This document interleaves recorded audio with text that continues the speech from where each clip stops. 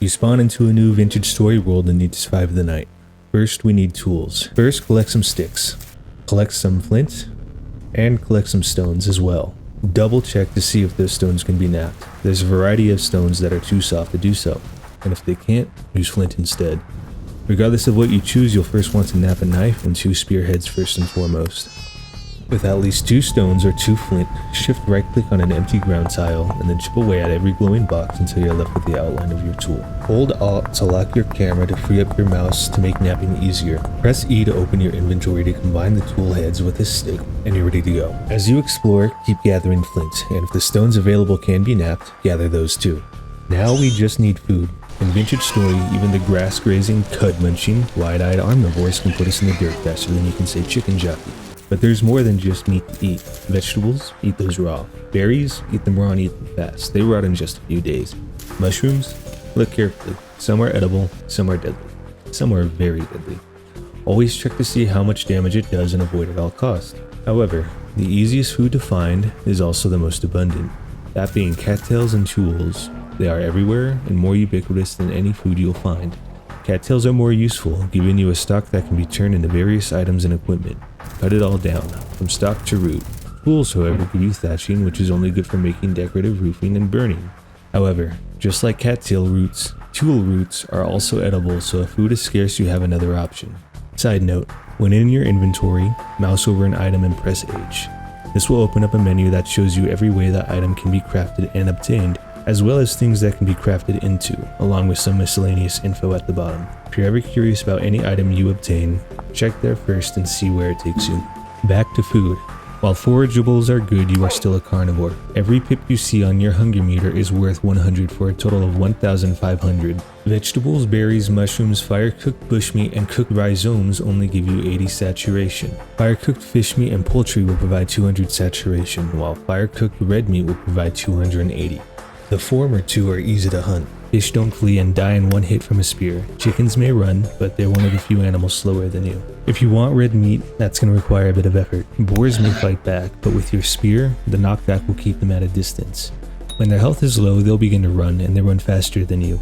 Fortunately, while they are fast, you are persistent.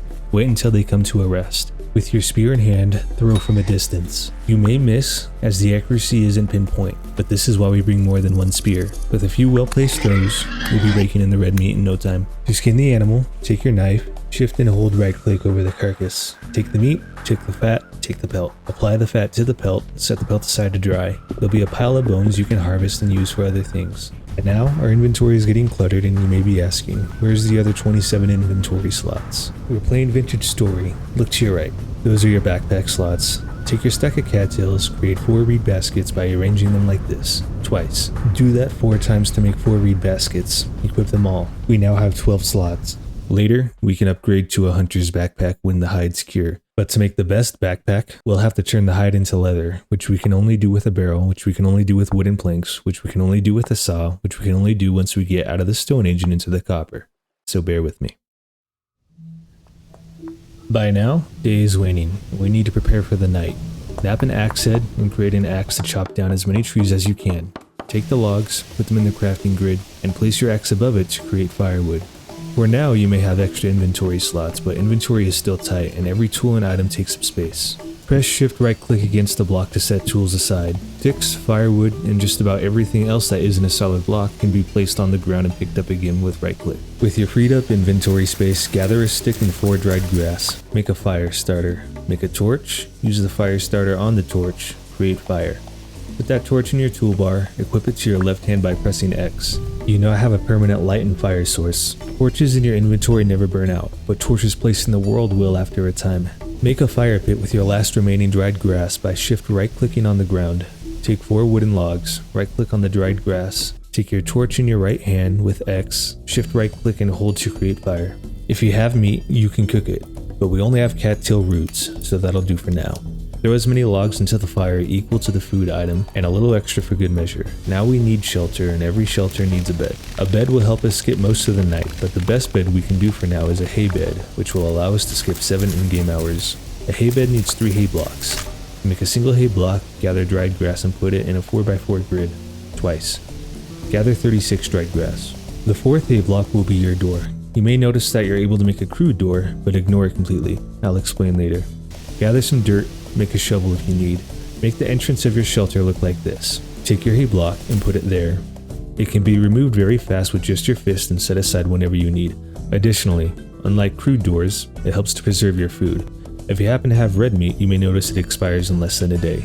Store it in your shelter with your grass block in place and it now suddenly preserved for much longer. Very useful. Pass the night and we're halfway through the Stone Age.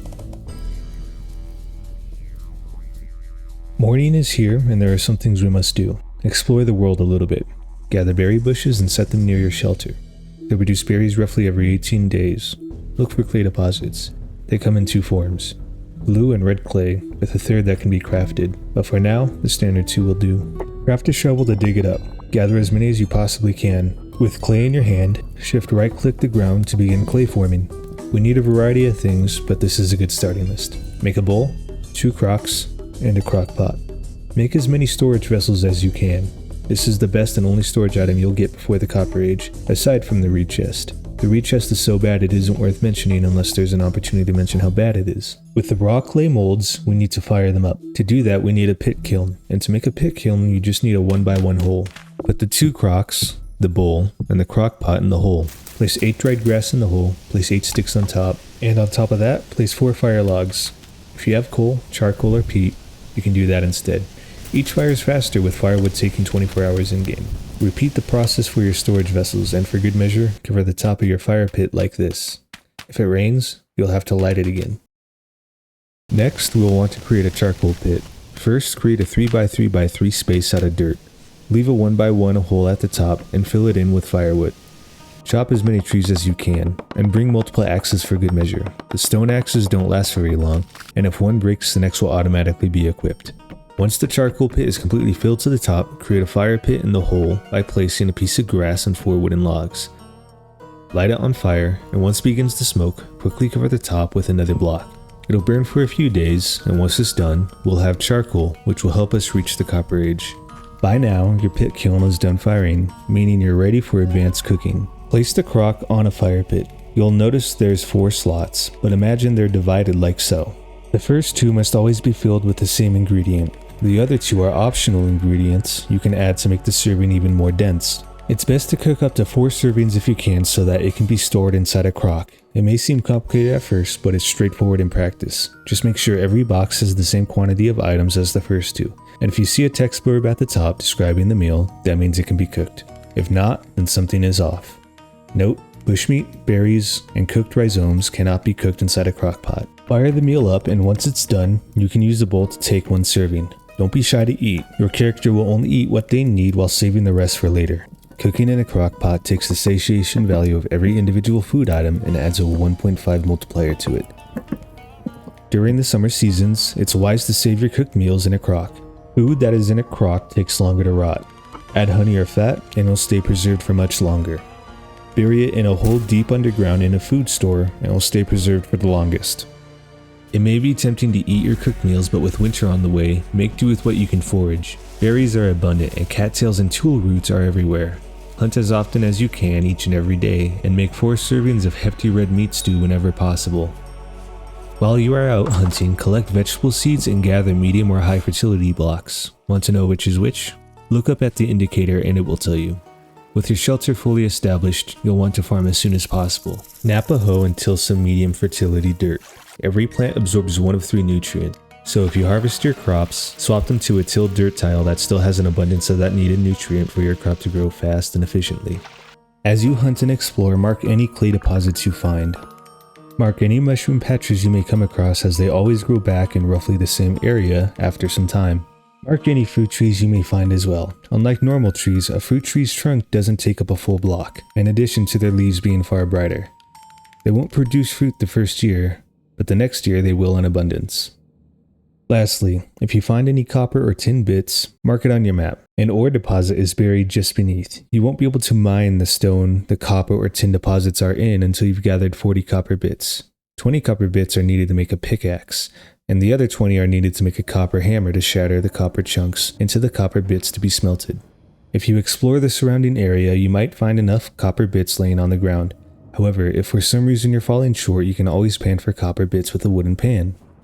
When you have those 40 copper bits, check out my next vintage story video, where I'll guide you through the age of metals and alloys.